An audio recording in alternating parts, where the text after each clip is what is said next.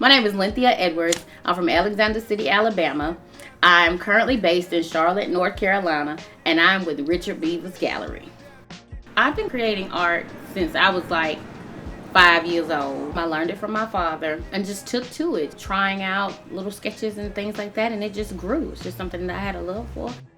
My art style is all over the place, and I say that because I'm a master of many trades. So I am a quilter, I draw, I paint, I collage, mixed media, I do assemblages, I do a little bit of everything. Color, the way I use color is I go for the most vibrant colors that pops. My favorite color right now, and it's been this way for a few years, is like an opera pink, like the most dramatic pink there is. It's girly and it's loud. It speaks to you, and you know, for some people, I guess maybe even traditional artists may not be drawn to it, but for me, it's my personality. The paints that I use an array of paints, okay? House paint, for one, is my favorite. Let me tell you why I use house paint. Because for me, when I'm going in to get a color, maybe it's yellow, and I'm thinking in terms of a little girl that's gonna wear a yellow dress. Well, if that little girl is, in my mind, is happy, and you know, she's thinking about the sunshine, and she's thinking about sunflowers, she's dancing, she's enjoying, you know, just being a little girl, I need to go in there and find a yellow that describes that.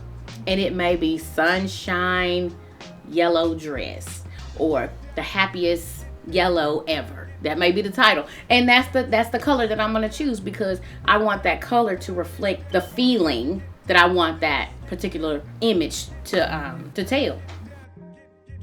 In this series, what I've done is I've used inspiration from a number of Southern individuals that have, you know, changed the dynamics of the life of Southern folks, particularly Alabama. There is fragments of the Ralph sisters from Montgomery, Alabama, which goes into eugenics and reproduction of African American women. There's John Lewis included in the piece, bits and pieces of him. I love his nostrils and his lips from his younger life. I mean, like those lips in those photos are just amazing. And then there's pieces of Georgia Gilmore, who was a vital part of the civil rights movement, but she was pretty much like an unsung hero. Coretta Scott King, like, she had the most beautiful hair, and so there's bits and pieces of her hair included in the little girl's hair. In creating my work, I use a lot of different images. A number of them come from just random pictures, but I have a lot of children, and they range from adults to my grandchildren. And I'm not one of those people that put pictures up in your home.